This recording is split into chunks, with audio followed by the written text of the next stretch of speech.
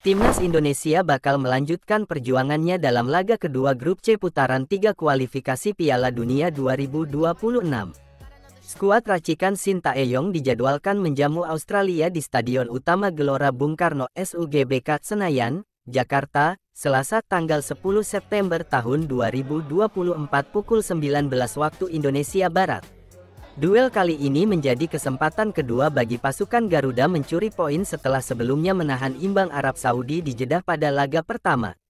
Timnas Indonesia kala itu memaksa permainan berakhir 1-1, meski lini pertahanan seringkali digempur, yang membuat Maarten Paes harus bekerja keras dalam laga melawan The Green Falcons, Jumat tanggal 6 September tahun 2024 kemarin. Sebaliknya, Australia yang menjamu Bahrain lebih dulu malah keok di tangan tim tamu. Bermain dengan 10 penggawa sejak menit 77, Socherus gagal memetik poin usai Harry Soutar melesakkan gol bunuh diri di penghujung waktu normal babak kedua yang mengubah papan skor menjadi 0-1 saat bubaran. Pertandingan kontra Timnas Indonesia pun berpotensi dijadikan ajang tebus kekalahan oleh Socherus. Apalagi, gelandang Australia Jackson Irvine pun sebelumnya telah menggarisbawahi betapa pentingnya duel melawan skuad Garuda di laga kedua. Saya pikir duel melawan Timnas Indonesia nanti bakal menentukan. Ini pertandingan besar dalam kontes 10 laga di kualifikasi.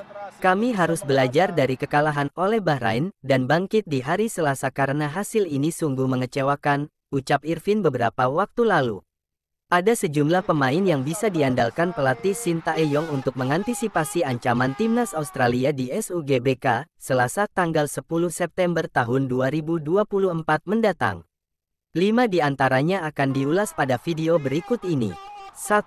Maarten Paes. Maarten Paes jadi salah satu nama yang layak dijadikan andalan Timnas Indonesia saat menjamu Australia di Stadion Utama Gelora Bung Karno. Dia terbukti jadi tembok pertahanan penting buat skuad Garuda ketika debut dalam laga perdana melawan Arab Saudi di fase Grup C putaran 3 kualifikasi Piala Dunia 2026, Jumat tanggal 6 September tahun 2024 lalu.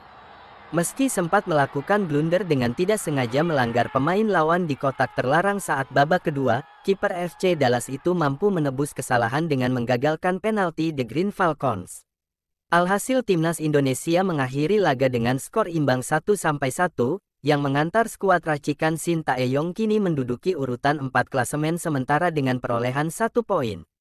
2. Rizky Ridho. Rizky Ridho juga layak diberi kesempatan dan tampil menjadi starter ketika Timnas Indonesia memainkan laga kedua dalam kualifikasi Piala Dunia 2026 zona Asia.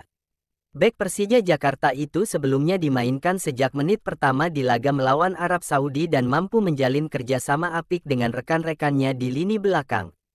Tercatat, Ridho beberapa kali membuat clearance bagi Timnas Indonesia saat menahan imbang The Green Falcons.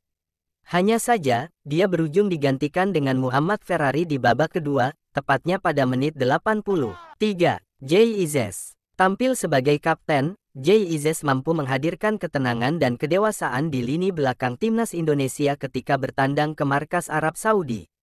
Dia juga membuat kontribusi lewat 4 clearancesnya serta 6 intercept penting untuk membawa skuad Garuda mengakhiri laga dengan skor imbang.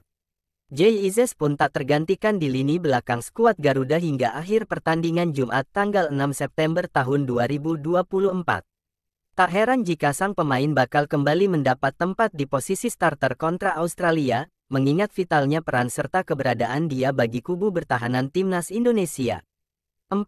Tom Haye. Tom Haye merupakan salah satu penggawa penting di lini tengah Timnas Indonesia sejak bergabung dengan skuad Garuda. Di laga melawan Arab Saudi, dia juga jadi salah satu motor penting yang menggerakkan serangan Indonesia.